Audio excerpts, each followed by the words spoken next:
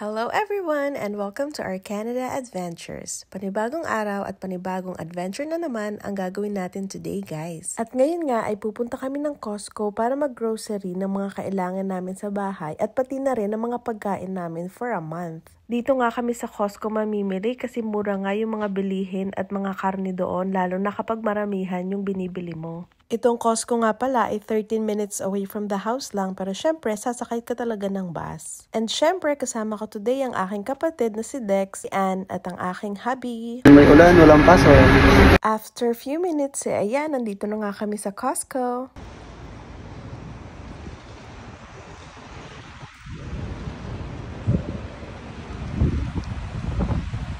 At pagpasok nga namin sa Costco, dumiretso na kami sa bilihan muna ng pagkain kasi nga kakain muna kami o magmimerienda. Ito nga palang Costco, guys, ay parang Landers o SNR sa Pilipinas. Dito nga pala sa food court section nila ay meron kang mabibiling pizza, fries, sodas, and hot dogs. Hindi ka na nga pipila sa counter to order your food kasi may kiosk na dito na ipapunch mo lang yung gusto mong food and dediretso ka na sa counter to get it. And self-payment na rin pala to, guys. So, ito pala yung in-order ko at ni Habi. So, umorder lang ako ng chicken fingers with fries and hotdog naman yung sa kanya. At ayan, kain tayo!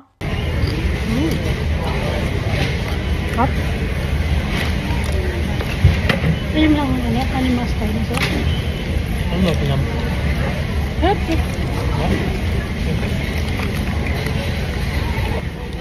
Hot?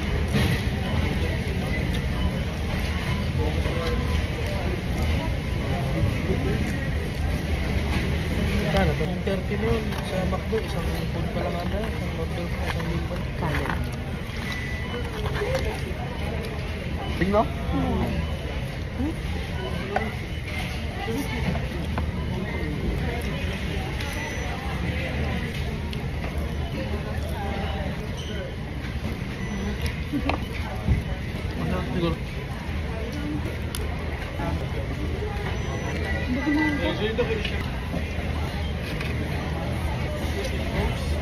At pagkatapos nga namin kumain, dumiretso na kami para mamili ng mga gagamitin namin sa bahay at mga pagkain. Aside from marami kang mabibili, napakarami ring free taste dito, guys. Kaya naman, di na natin to pinalagpas, no? Kaya ayan, kain ulit tayo! Ang sarap. Masarap siya. Mama.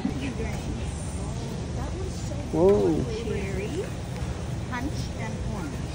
This is cherry. Yep. Wow.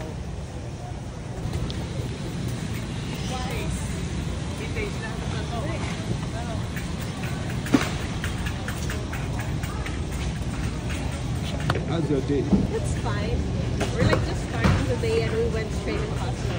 Oh, that's nice. It's still raining all day? No, but it's windy. How's it going?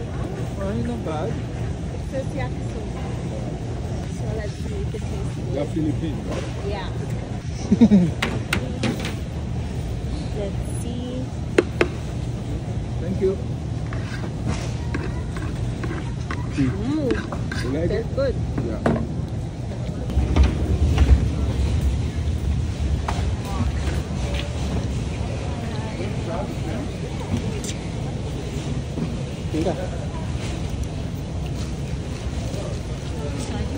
Hi.